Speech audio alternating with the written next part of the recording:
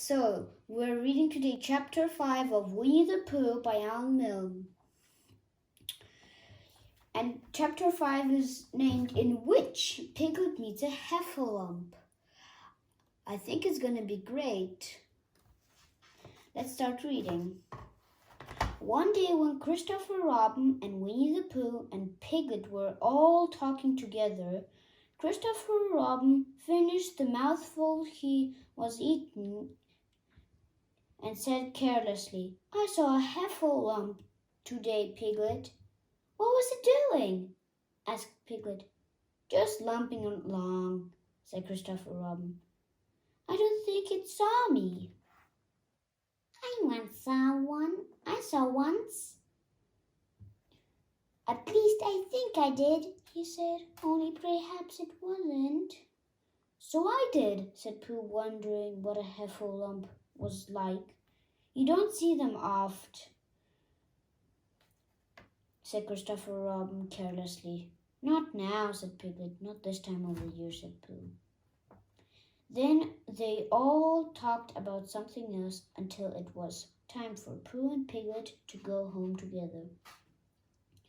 At first, as they stumped along the path which edged the 100 Ark wood, they didn't say much to each other, but when they came to the stream and had helped each other across the stepping stones and were able to walk side by side again over heather, they began to talk in a friendly way about this and that, and Piglet said, "If you can see what I mean, Pooh," and Pooh said, "It's just what I think myself, Piglet."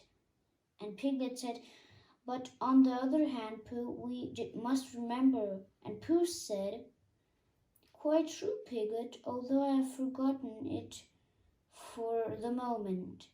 And then, just as they came to the 6 pine trees, Pooh looked round to see that nobody else was listening and said in a very solemn voice, so this is where Christopher Robin, Winnie-the-Pooh, and Piglet were talking to each other together, and this is Christopher Robin with mouthful. "Piglet, I have decided something." What have you decided, Pooh?" "I've decided to catch a heffalump." Pooh nodded his head several times as he said this, and waited for Piglet to say, "How?" or "Pooh, you couldn't," or something helpful of that sort, but Piglet said nothing. The fact was, Piglet was wishing that he had thought about it first. "I shall do it," said Pooh, after waiting a little longer, "by means of a trap, and it must be cunning trap. So you will have to help me, Piglet." "Pooh," said Piglet, feeling quite happy again now, "I will." And then he said, "How shall we do it?" And Pooh said, "That's just it. How?" And then they sat down together to think it out. Pooh's first idea was that they should dig a very deep pit, and then the heffalump would come along and fall into the pit. And "Why?" said Piglet. "Why what? Why would he fall in?" Pooh rubbed his nose with his paws and said that the heffalump might be walking along, humming a little song, and looking up at the sky, wondering if it would rain, and so he wouldn't see the very deep pit until he was halfway down, when it'd be too late.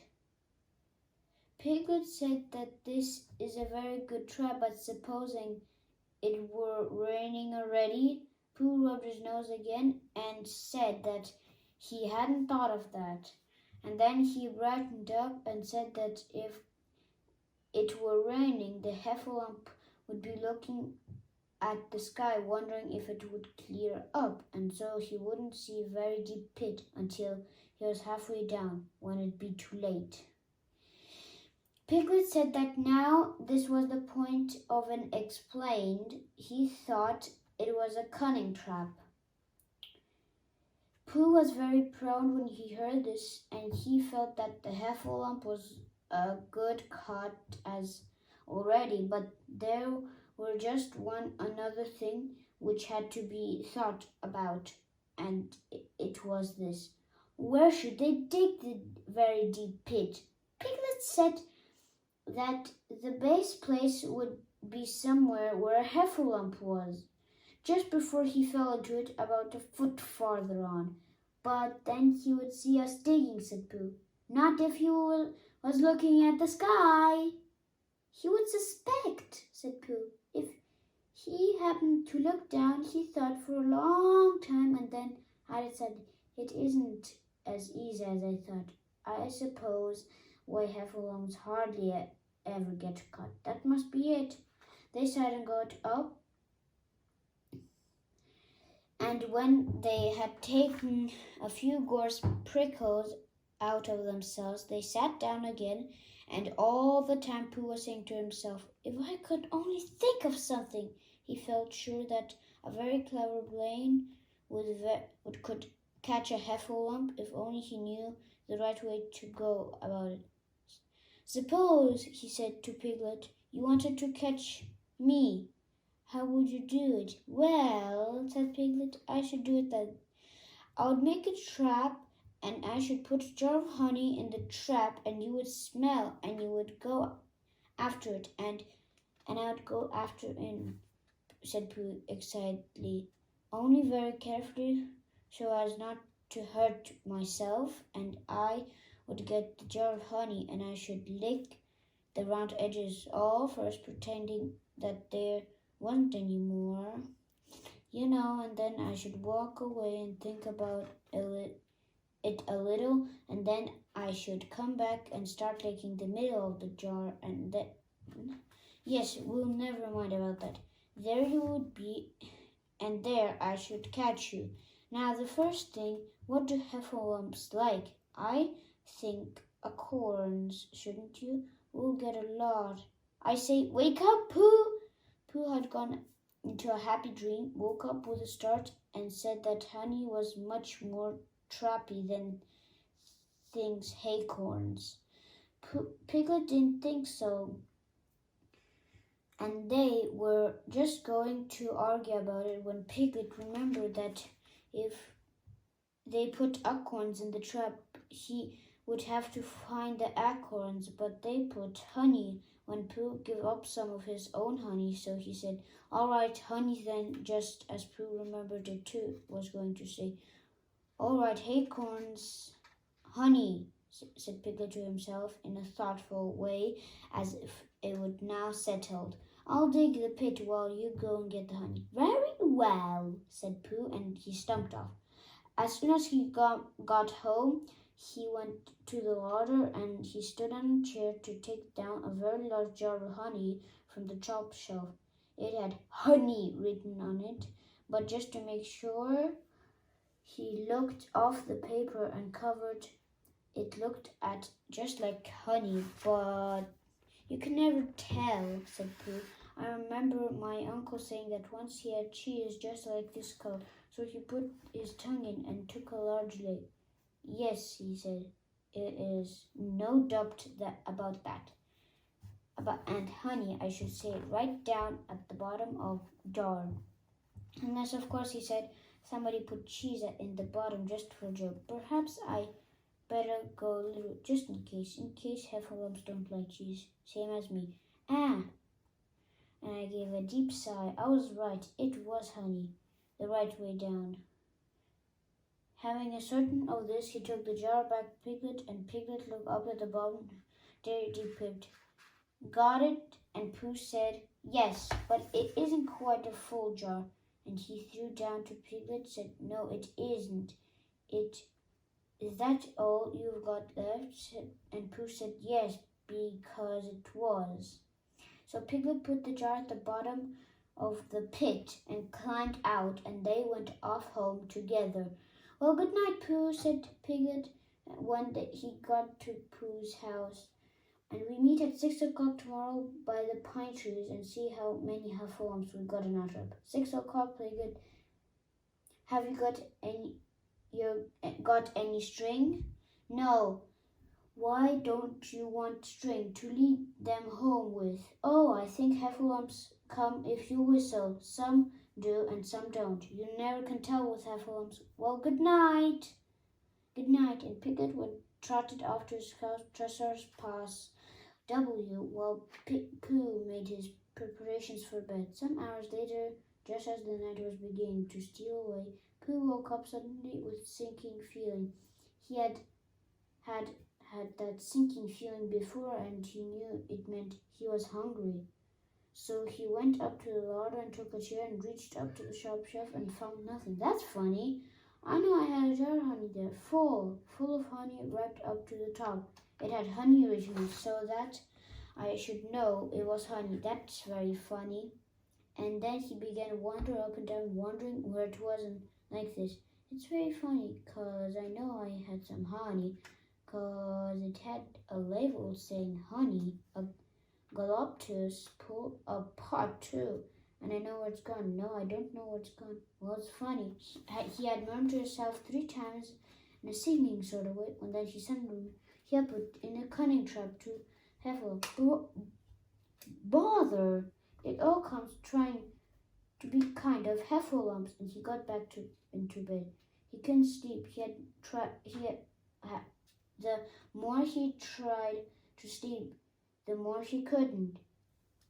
He tried counting sheep, which is always a way of getting sleep, and that was no good. He tried counting heffalumps, and that was worse, because every heffalump he counted was making straight for a pot of Pooh's honey and eating it all. He lay miserable, but when 587 Huffalump was licking its jaws and saying it's stuff, very good honey this, I don't know. When I've tasted better, Pooh could bear it no longer. He jumped out of bed and he ran to the pine trees out of the house, and he ran to the 6 pine trees. The sun was still in bed, but there was lightness in the sky over 100-armed tree, which seemed to show that it was waking up and would soon be kicking off the clothes. In half light, the pine trees looked cold and lonely, and very deep pit seemed deeper than it was in Pooh's jar of honey. Buzzing was something mysterious. A sheep and no more, but he got near to his nose, and told him it was indeed honey. His tongue came out and polished his mouth ready for it. Bother! A heffalump has been eating. And then thought a little and said, oh no, I forgot. Indeed, he had eaten most of it, but there was little left at the very bottom. So he puts his and by the Piglet woke up. As soon as he woke up, oh, then he said bravely, yes, and then he still more bravely, quite so. But he didn't feel very brave for the word which really jiggled his heffalumps. What was heffalump like? Was it furious? Did it come when you whistled? And how did it come? Was it fond of pigs at all? Was it fond of pigs, and did they make any difference? What sort of pig?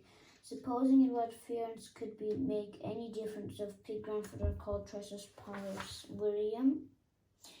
He didn't know the answer of many of these questions, and he was going to see his first heffalump in about an hour from now. Of course, Pooh would be with him, and much more friendlier with too. But suppose heffalumps were furious with pigs and bears? Wouldn't it be better to pretend that he had a headache and couldn't go up at 6 pine trees this morning?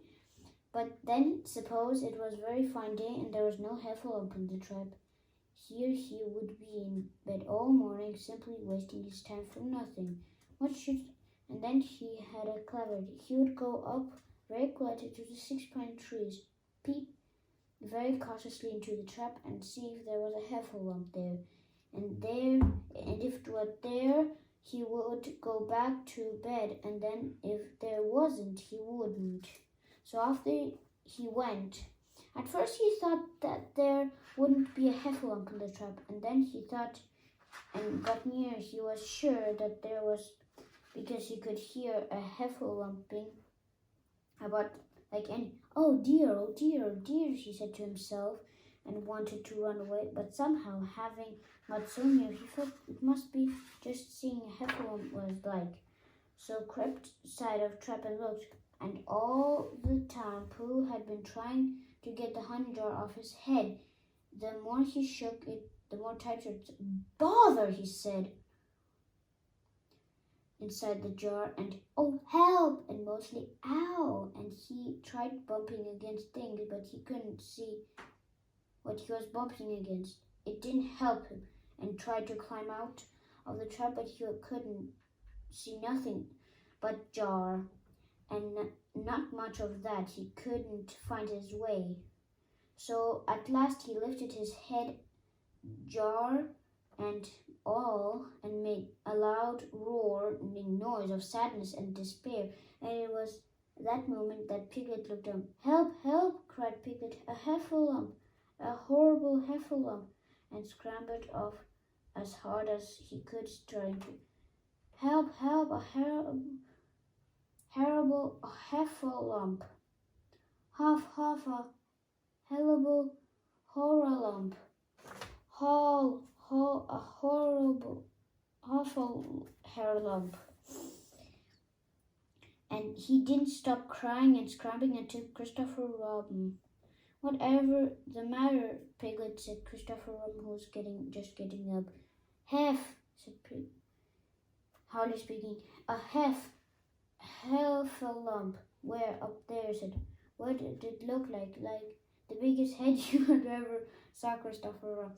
Great ginormous thing like nothing. A big, huge, well, I don't know, like an enormous thing, like a jar. Well, Christopher, putting on his head shoes. I shall go and they'll come. Piglet wasn't afraid if he had Christopher, so off they went. I can't hear it. Can't you? Said Piglet anxiously as they got near. I can hear something. Pooh was bumping his head against a tree root that he had found. There! Isn't it awful? He held on tight to Christopher. Suddenly, Christopher Robin began to laugh, and he laughed and laughed, and he laughed. And while he was still laughing, crash went the heffalump's head against the tree root. Smash went the jar, and Pooh came head. When Piglet saw that foolish Piglet, what a foolish Piglet he had been, and so ashamed of himself that he straight off home and went to bed with a headache. But Christopher Robin and Pooh went home for breakfast together. Oh, there, said Christopher. How do I love you? So I do, said Pooh. Thank you guys for joining me on chapter 5 today. Tomorrow we will read chapter 6, in which Air has a birthday and gets 2 presents. I think it's going to be a really interesting story. So see you soon. Bye!